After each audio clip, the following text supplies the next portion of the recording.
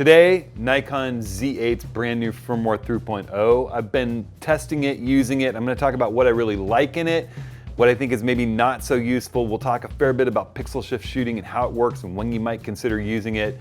I'll share my new settings file for the camera, and I'll show you how to use some of the settings looking through the viewfinder with me.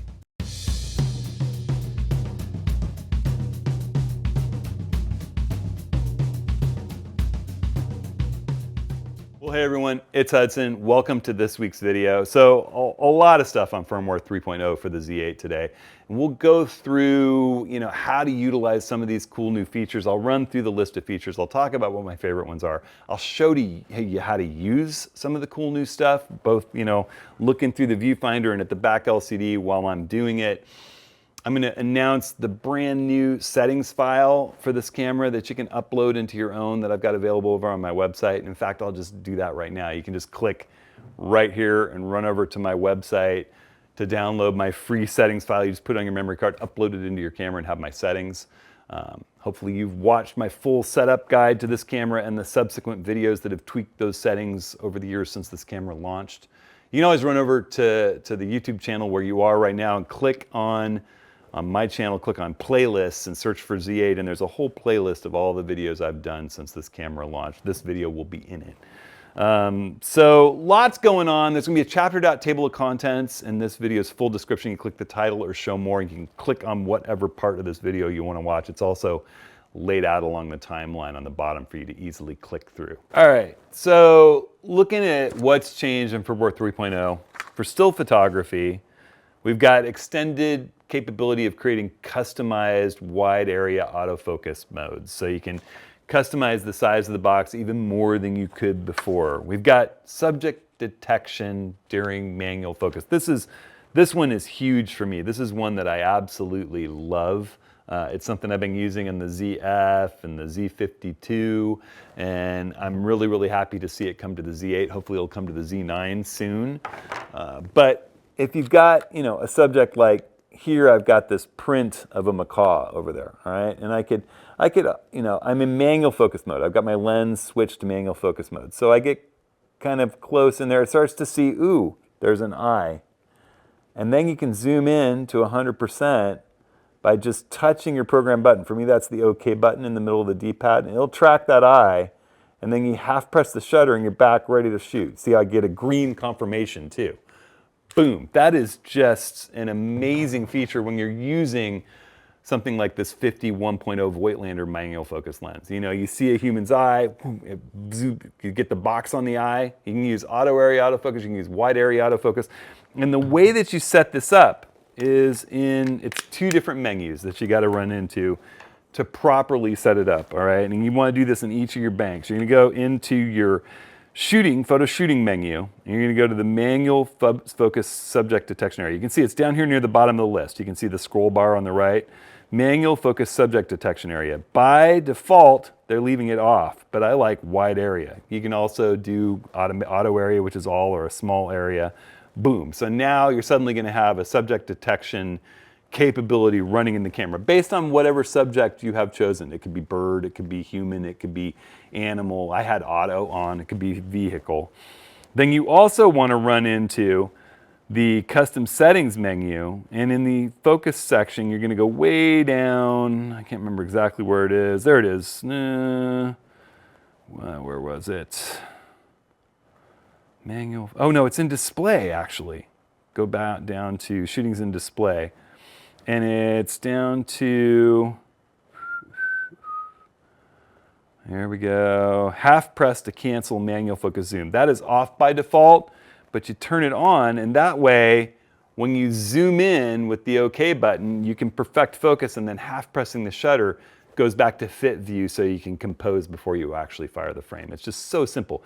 Zoom, half press to get back, recompose, full press to shoot. It is super, super cool. It makes working with manual focus lenses like cheating. It's a whole new world for manual focusing. They added support for flexible color picture controls. That's something for the NX Studio users, the Nikon software users that like to create their own picture controls and upload them to the camera. That's a rather new feature. I think it's capable on the ZF, the Z52, the Z5 II, and now the Z8 as well. I'm sure it'll be coming to all the future cameras, and as many as they can bring them in via major firmware updates too. They added a C15 high-speed frame capture release mode option, so that's pretty cool. Just another rate at which you can set up to do the capture mode with pre-release capture and post-release, so you don't maybe have to capture as many frames as you did in the past. Image quality for high-speed frame capture can now be set separately from the other modes. So if you're shooting in JPEG, for instance, in C15 or C30, you can set the JPEG quality settings differently than you would for the rest of the camera. Being a RAW shooter, I pretty much just set that. The only time I use JPEGs is in those high-speed capture modes when I use them. They added new high ISO noise reduction modes, so you can have different methods of noise reduction. Now, personally, I'd much rather do that in post-production on my RAW files, and it isn't even baked in to the RAW files. It's really a JPEG only. But if you're doing the high-speed frame rate, it might be worth experimenting with some of those new modes, since you can only shoot JPEG, and high ISO noise reduction could be beneficial. They added new frequency settings to the high-frequency flicker reduction. They added the capability of doing pixel shift to focus shift shooting, that focus stack automated capture shooting. Now I'm going to talk a lot more about pixel shift shooting once we get done with this list, but the way you would do that, it's in the pixel shift, it's in the focus shift shooting. I keep that in my eye menu, it's in the shooting menu, but I just have it on the screen. I can tap that icon, it takes me into the focus shift shooting menu, and you can say how many shots, the maximum number of shots, what you're focused up with is. We come down here to options now. You've got pixel shift shooting in the options and how many shots you want, and if you want any interval between the shots. So you get that 4, 8, 16. We'll talk about that in a minute when I get to pixel shift. So that's just available as options within focus shift shooting now. They added pixel shift and auto exposure bracketing. So basically what they did there was they put an auto exposure bracketing feature potential in pixel shift shooting. So if we go into your pixel shift shooting mode, which is in the photo shooting menu, but I keep it in my menu.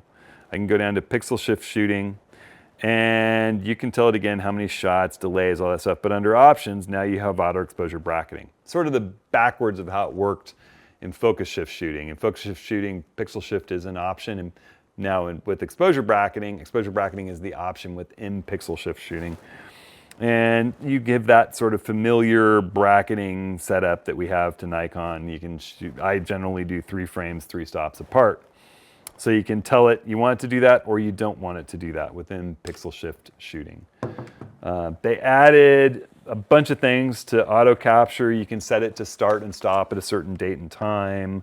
You can do it with manual focus now, which is really nice. They've extended the detection range for distance, which is really nice because it was kind of limiting how you could do that with autofocus in the past.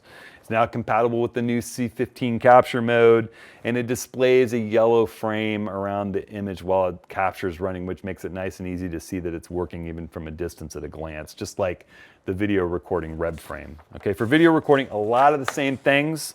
You've got the wide area extended modes. You can user define different sizes if you want now than you could before. Subject detection is available during manual focus for video as well. Flexible picture controls. You know, they added auto capture to the video recording menu, or things in the video recording menu for auto capture are exactly the same changes that they did for stills. They did some changes to high-res zoom to display a focus point on the detected subject, and they did some external recorder tweaks. The playback menu has a few minor tweaks you can explore if you're interested. I didn't find them all that fascinating. Under controls, they added a maximum aperture live view item to the custom settings menu. in A14. So if you go into A14, you can set it up so that live view will always display the maximum aperture instead of your chosen aperture. So if you go into A16, there it is. Oh wait, no, not A6, that's A14. Yeah, maximum aperture live view. So the way the Nikon cameras work right now is that as you stop down, they live view display apertures as they narrow down to f5.6, but then it sticks at 5.6, and you don't see the change from 5.6 to 6.3 or 11 or 16 or 22. You're really looking at 5.6. You can hit the depth of field preview button if you program a button to be depth of field preview. In my settings, that's the movie record button in most of the banks, but you can't zoom in at the same time. A lot of people thought that this would change that, but it actually does the opposite. It makes it stopping down. So you're really just looking at the maximum aperture, the widest aperture, which can be handy when you're focusing, you want a perfect focus on your subject and this focus to fall away, further away from, and closer to.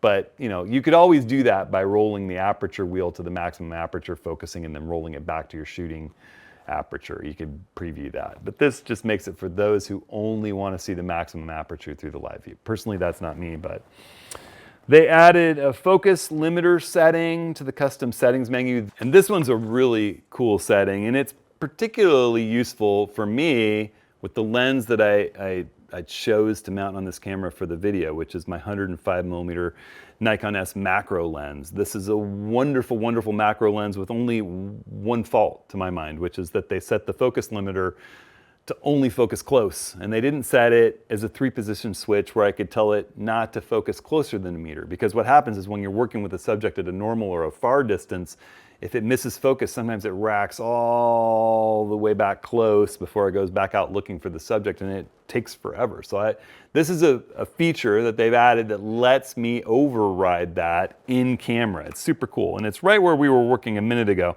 So we have maximum aperture live view in the custom settings. At A16, we have the focus limiter setting, and this is something you might want to slap into my menu. You go over to the right, and you can turn it on by flipping that button over, and then we can set the range, okay? And so we can set the near range with the back dial, all right? And I might say, I don't want it to focus any closer than, say, the nearest focus, let's make it 1.5 meters, okay? Or we could say 1 meter. I don't want it to go into that close macro focusing mode. And then I use the front dial to say, well, let's not focus, it can have basically whatever this lens. I'm sure 300 meters is infinity for this lens. I can say anywhere from here to 300 meters. That ought to be safe. And I hit OK, boom. And now I have the focus limiter set. And you can see it's represented right under white balance. It says focus limit. All right. To turn that back off, I just go in and turn off focus limiter. And now it's back to focusing anywhere that the lens can focus. And I've got the switch on the side, but again, that switch doesn't get me what I really want, which is limit out the macro distances. So that's a really cool thing, particularly again, for those who have this lens and don't happen to be working with macro subjects at the moment.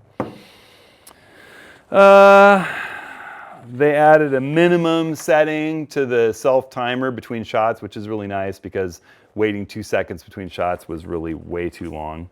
They added Autocapture to the roles assignable to the eye menu, so you can set Autocapture into your eye menu if you want. For those who use it a ton, that would be very handy. And that's it. I'm on to the third page. I mean, there are some other things like network. Oh, here's the third page. Network settings. They did some really technical tweaks that I think are for more people that are doing news stringer work, advanced users I won't go into. They added some things for the pro studio workers working with pro photo lights. They added some voice memo recording capabilities with external microphones. The one other really cool change I thought was kind of neat though is that as you're cycling through focus points, if you switch directions from right to left, say you missed the point, it slows down just a little bit as you switch directions looking for focus points, and that helps you get back to that point a couple behind when you missed. That's a nice thing, just slowing down the speed with which it switches directions, because you probably missed the point you were after when you switch directions, and I think that's pretty sweet. All right, so I'm going to take a seat and talk a little bit about pixel shift shooting. A lot of the enhancements to this are pixel shift, and a lot of the buzz is about pixel shift. And I'm going to talk just really briefly about how pixel shift in Nikon works, what the 4 versus 8 versus 16 versus 32 frames are all about. And it actually spells it out in camera, but I'll talk about that. Then I'll talk about my experience with pixel shift and talk a little bit about when you might want to use it versus not use it. As well as how you would work with the resultant files, how you get the resultant files and work with them. All right, so when you go into pixel shift, whether you're doing it within the focus shift shooting menu or in the pixel shift shooting menu itself, I'm going to just do it in the pixel shift menu. So say I go into pixel shift shooting in my menu here. You could turn it on for a single photo, or you could tell it I want to shoot a pixel shift shot every time I hit the shutter, which is going to create a lot of images. So you could say on for a single photo, all right? And then you have a number of shots, and it gives you a little explainer here. 4 shots actually has every single image, every single photoreceptor on the sensor shoot every single color because they capture red, green, and blue. So what it's doing is it's taking the shot with those different photoreceptors capturing each different color to just give you better color reproduction. And if you have a scene without much movement, you know, a still life or architecture, it does do a pretty magnificent job. The color production from pixel shift is a little bit better because you're getting every single photoreceptor capturing every single color instead of each one capturing a different color and then averaging them out. At 8 shots, it does that, and it does it twice for every single color, and then it does a stacking algorithm to reduce noise. So if you're working at higher ISO, you can have dark shadows, you can pull those shadows with less noise. It's sort of like when we do star stacking capture, when you capture a whole series of frames at a higher ISO at night and then run it through stacking software, it averages the noise out of the files when it looks at side-by-side files that should not have any change between them, but it sees the noise and averages the noise out. When you go to 16 images, capturing 16 frames, you get the good color reproduction where it's capturing every pixel at every color, and it's also shifting the pixels slightly to create more resolution. And it goes from being a 46 megapixel file to about 180 megapixels. The ZF and Z6 models do 24 to 96. But you do have to remember that it's under ideal conditions. If there's anything moving in the frame, it can cause problems, and we'll talk about that in a second. Anything like a little breeze blowing, or anything shifting around in the image, or any instability in your setup. You're combining a lot of files there. If you want to jump up to 32, you get the better color fidelity, you get the massive bump in resolution to about 180 megapixels, and you get lower noise, all right? So that's the way that those all shake out, why you would choose each one. If you want the resolution boost, you have to go to 16.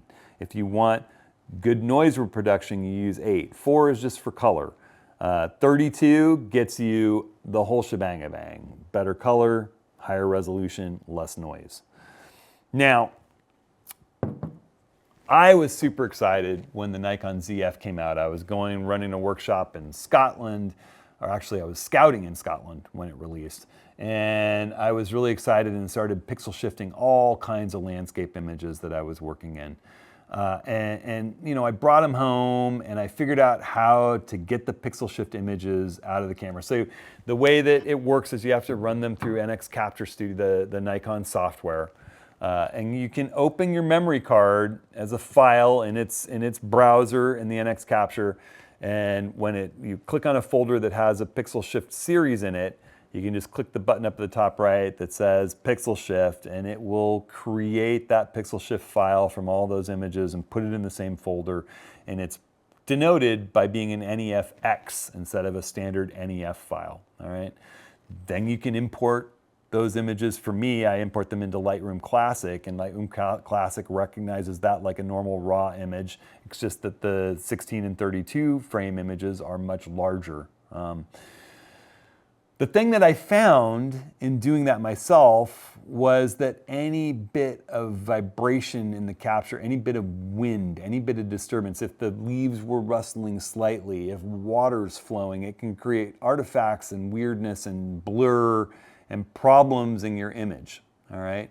And the thing that I think a lot of people don't recognize is that there's a lot of wonderful up-resolution software that will do just magic on a nice, sharp, well-captured frame.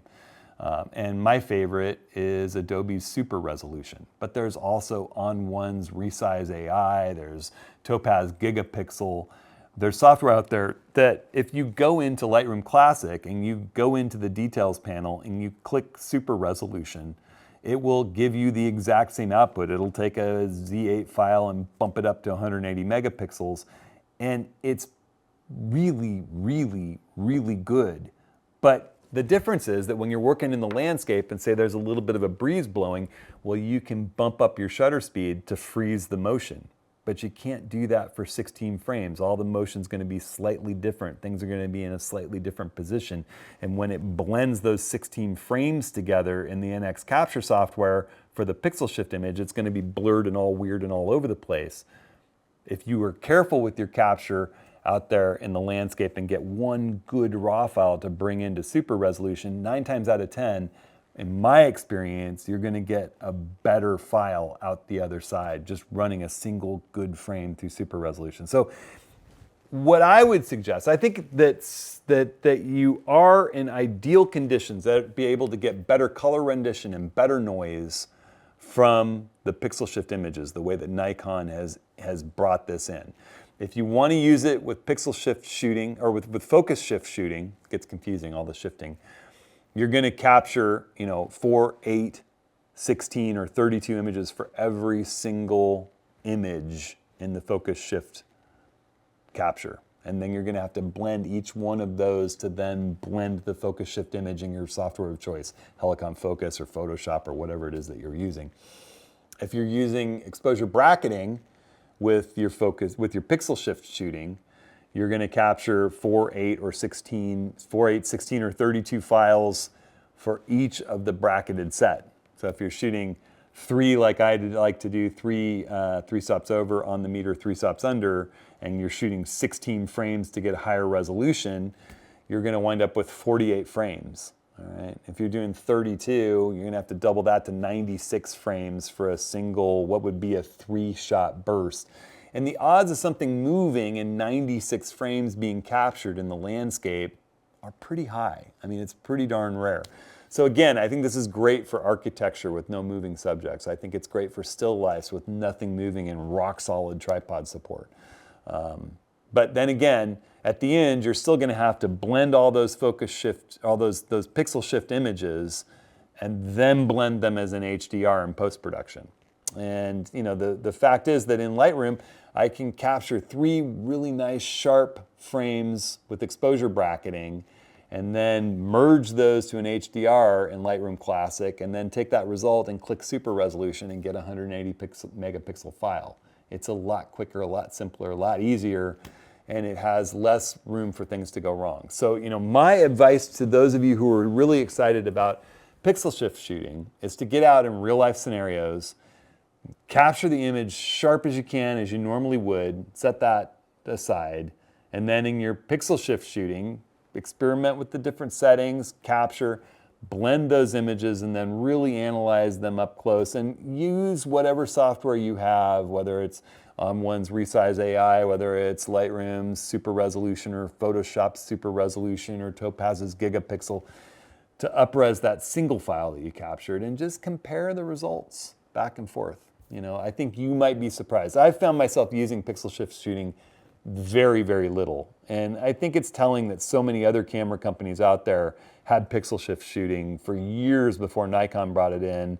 And it's not something that gets talked about, not something that gets used that much by the Sony shooters out there that have had it for a long time. It's just problematic in real world circumstances. So all in all, a great firmware update. I promised I'd talk just for a second about the Z9 versus the Z8. I've heard grumblings from the Z9 community. Why aren't we getting these? Are they waiting until they release the Z9 II?